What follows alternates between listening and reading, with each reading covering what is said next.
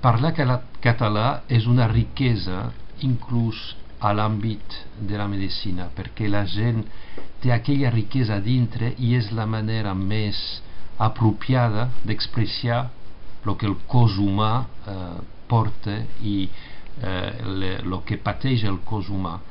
Més a més, parlar català és també lluitar contra la normalització que tenim amb la llengua anglesa a l'àmbit científic i medical. Tenim que salvar aquella riquesa, perquè avui defensar el català és per demà defensar totes les llengües que són la riquesa de la naturalesa i de l'àmbit humà a dintre del nostre planeta.